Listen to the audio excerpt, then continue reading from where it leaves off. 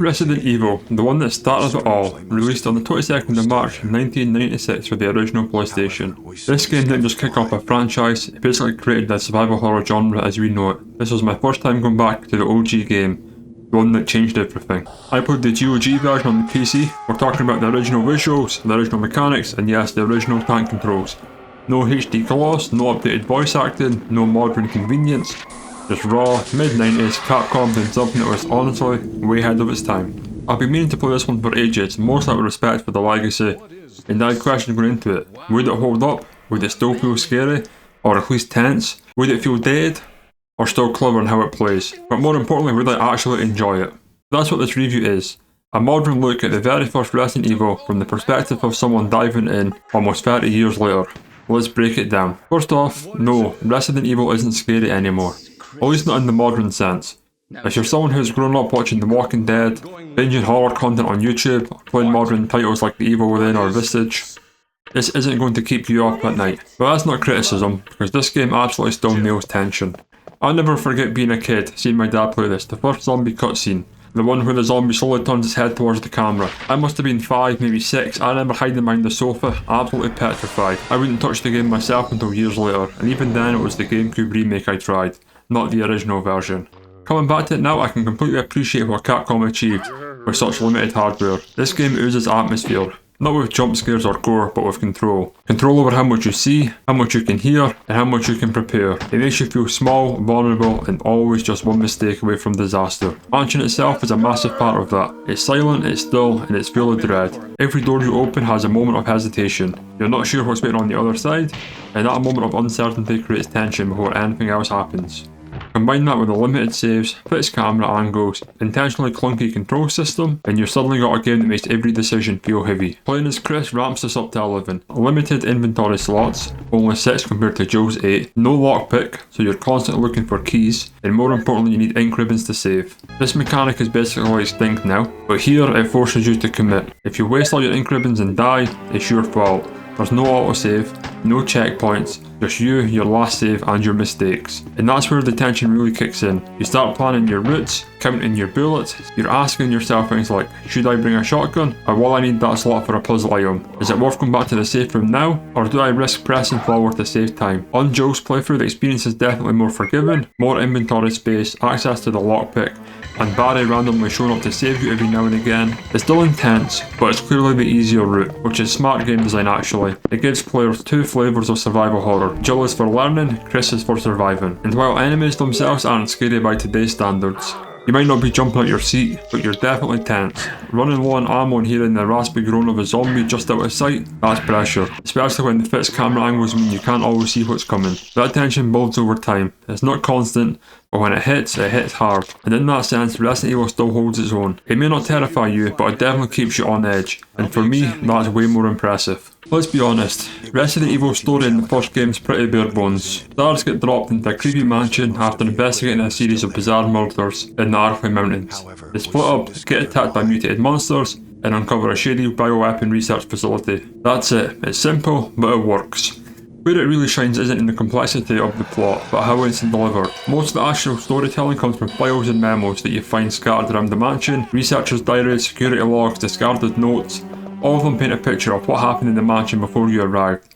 The slow breakdown of staff as the virus spreads, people losing their minds, realising too late what Umbrella has done. It's genuinely unsettling. There's something really rewarding about piecing it all together yourself. It makes you pay attention, and it's effective in creating a world that feels lived in, even if it's full of the undead. And for the characters, they're not exactly Shakespearean. Joe's competent and resourceful, Chris is more serious version, Barry has a heart but is prone to some incredibly wooden dialogue, and Wesker, well, Wesker is pure cheese in this, but also pure gold. You can see the seeds of who Wesker would become later in the series, clearly hiding something, and even if the twist is obvious by today's standards, it still works because of how well it's played up. He walks that fine line between untrustworthy and charismatic in the way only a 90s villain can. And Rebecca's role is where things get a little wonky. If you played Resident Evil 0, her appearance here doesn't totally line up. In Zero, she's already seen the worst of Umbrella. In this game, she acts like a rookie seeing it all for the first time. This continuality doesn't hold up. To be fair, Resident Evil 0 was made years later. This is more of an issue that was introduced with Resident Evil 0, rather than a true flaw in Resident Evil 1. Even though the writing is surface level, These characters clearly worked, because they've since become iconic. Jill is one of the most recognisable women in gaming.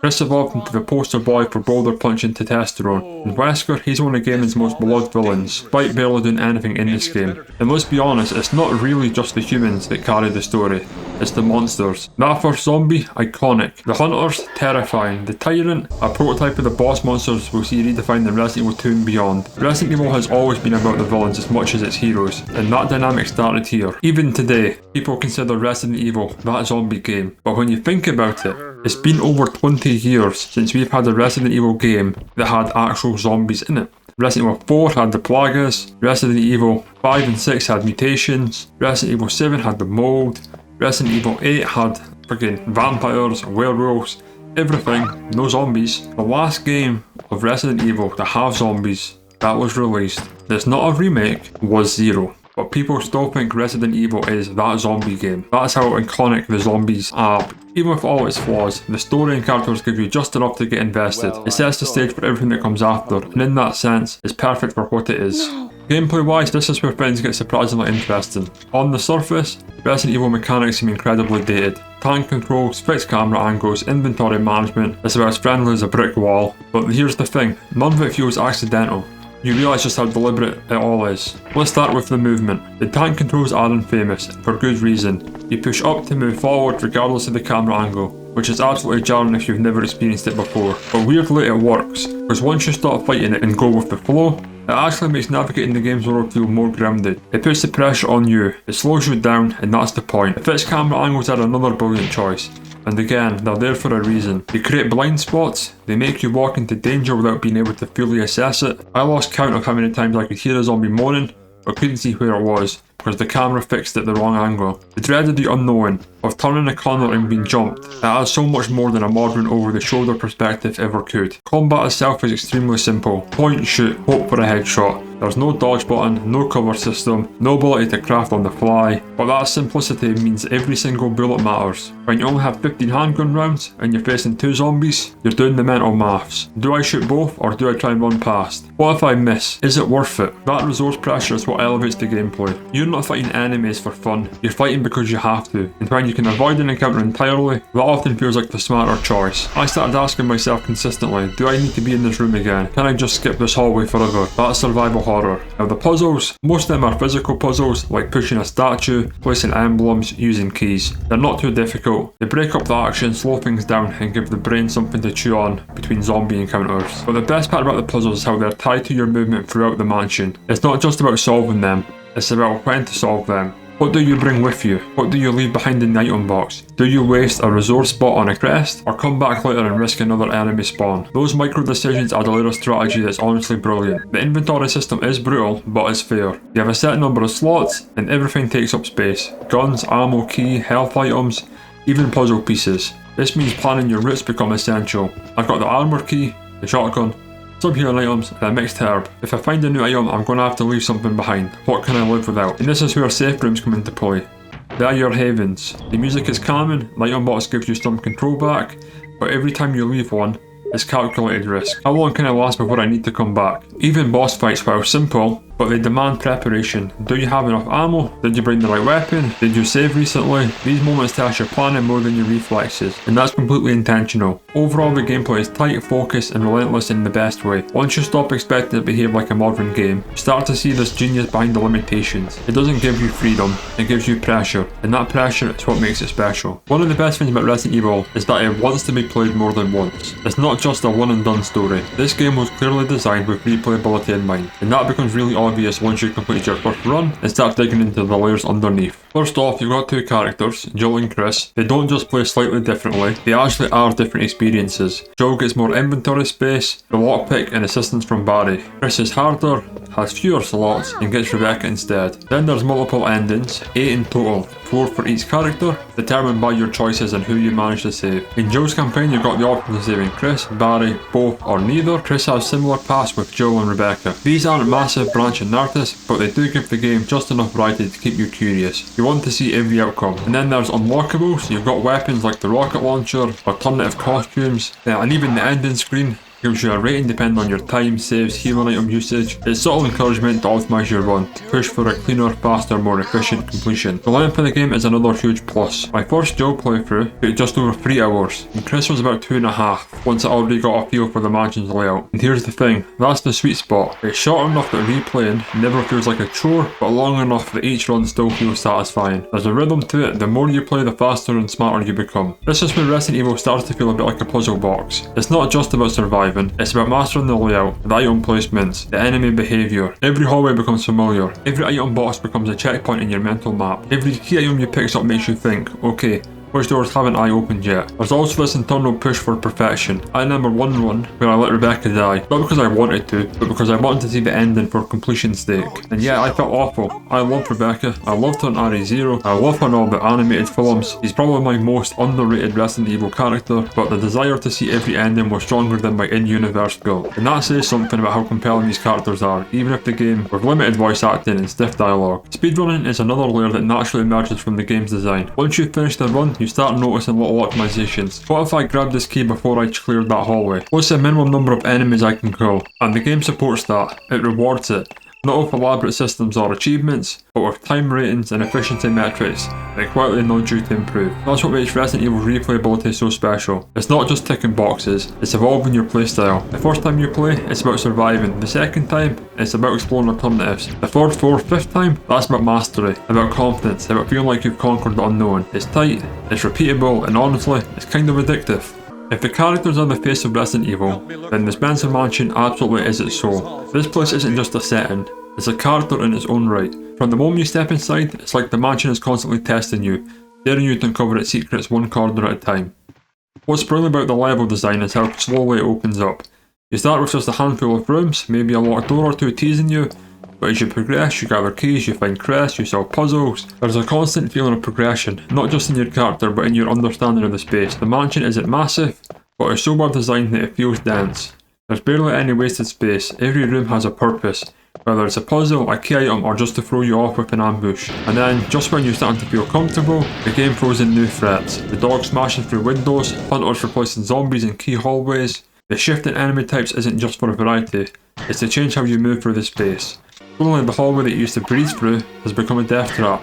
You start reconsidering your routes, questioning whether it's worth revisiting a room at all. The variety of enemies in this game is surprisingly effective given the hardware limitations. You've got zombies, dogs, crows, hunters, chimeras, and a few bosses like Plant 42 and the Tyrant. It's not a huge roster, but each one fills a different tactical niche. Zombies are slow but persistent, hunters are aggressive and deadly, and chimeras are just plain annoying. What makes them work together is how the game spaces them out. You're rarely overwhelmed, but you're always under threat. The encounter design is so smartly paced that it feels like the mansion is alive, constantly reshuffling danger just out of your line of sight. It keeps you curious and it never lets you fully relax. Even the bosses, while simple by modern standards, still serve their role well. The first encounter with Yawn, the giant snake, is a moment, not just because it's a big scary monster, but because you're not really equipped to deal with it yet. It's less a boss fight and more a warning, you're not safe here. Plant 42, the shark tank, and of course the Tyrant at the end, all of them are simple in execution, but they punctuate the pacing of the game. They give it the sense of escalation,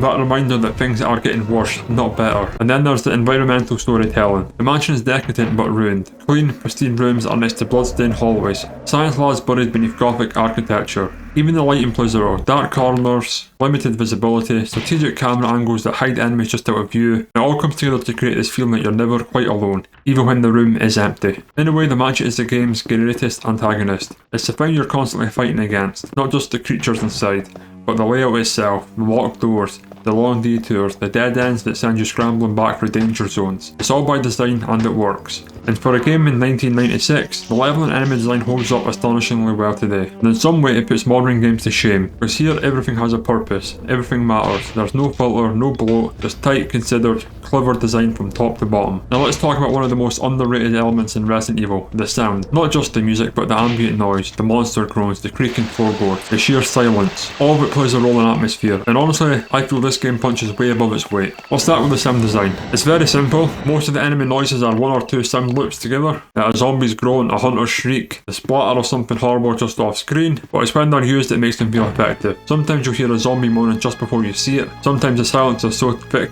you start questioning if something is wrong with your speakers. That contrast, the deliberate use of silence followed by a sudden audio cue, is what keeps your nerves on edge. The iconic creaky doors, the heavy thud of footsteps on different surfaces, even the way gunshots sound in narrow hallways, it's all very deliberate. And in the game, where visibility is limited, audio becomes your best tool for spiritual awareness. If you hear glass shatter, you know what's coming. If you hear shuffling but can't see anything yet, you know something's nearby, and your brain goes into alert mode. And then there's the music. This is where it gets a bit messy with Resident Evil 1, because depending on which version of the game you're playing, the original, director's cut, DualShock, GOG, you might be getting a completely different soundtrack. There's actually a lot of debate among fans about which version is the best music, or infamously, the worst. Yes, I'm talking about the basement theme from the DualShock version. Thankfully, the GOG version I played uses the original director's cut score, and honestly it holds up. That safe room theme in particular is iconic. It's a moment of calm in the storm. The short piano piece makes you breathe out and just be for a second. It's not background music, it's part of the gameplay loop. The moment of safety, of inventory management, of planning, it's all wrapped up in that track. The combat music also deserves credit. It's not overly complex, but it kicks in at the right moments with tension raising strings or percussion that tells you, hey, this isn't just a zombie, you're in danger now. Even if the enemy on screen isn't that hard, music makes the encounter feel bigger than it is. It makes it feel like survival. What's most impressive how much restraint Capcom showed. They didn't try to make the mansion a wall of sound, they let it breathe, they let you fill in the silence with your imagination, and that's a lesson a lot of modern horror games could learn from. You don't need music blasting 24/7 to create tension, sometimes less is more. The sound design also enhances exploration. The soft tick of a clock in a nearby room, the buzz of a light fixture, the echo of your footsteps, it all reinforces the mansion's eerie stillness.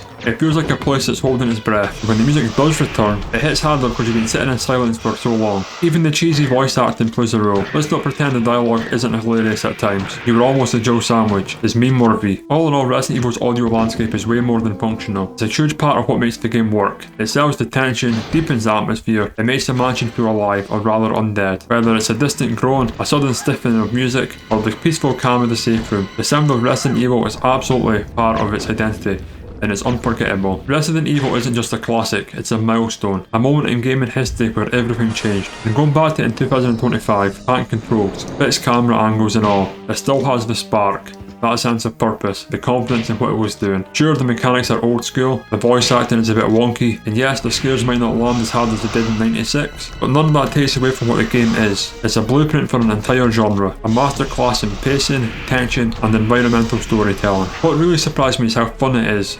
Not in the modern, dopamine hit every 5 seconds way, but in a slower, more deliberate rhythm. You're not being overwhelmed with cutscenes and tutorials. You're being thrown into a situation and told, figure it out. And when you do, it's incredibly rewarding. The mansion has aged beautifully. Not in a visual sense, obviously, but in its structure, in its design, in its logic. It's the kind of setting that reveals itself to you over time, and the enemies, basic as they are, still serve their purpose. Still make you flinch, still make you plan. Playing Resident Evil now is like reading a classic novel. You might have to adjust your expectations, but once you do, you find something timeless, something foundational. You can see the DNA of dozens, maybe hundreds of games that came after. The big question is, would I recommend it to a newcomer? Honestly, yes I would. But with the context, this isn't a modern game. Don't go expecting Resident Evil 4 or Village or Dead Space. Go in expecting to learn, to experience, to feel what survival horror was before it became mainstream. And if you played the remake but never the original, I think it's 100% worth it. Not just as curiosity, but as a game that still holds up, still challenges you, still makes you stop and think. So yes, Resident Evil 1996, the original, it's clunky, it's charming, it's clever, it's iconic. And playing it for the first time in 2025, it didn't just meet my expectations, it reminded me why this franchise has survived for nearly 3 decades. Because underneath the cheesy lines and dated controls is a game that knows exactly what it is, and executes it with surgical precision. It's an absolute classic. If you want to see my review of the Resident Evil Deadly Silence or the Resident Evil remake, see any of the videos to the side here. If you like this video, please subscribe, please send it to your friends, and I'll see you in the next one. Bye.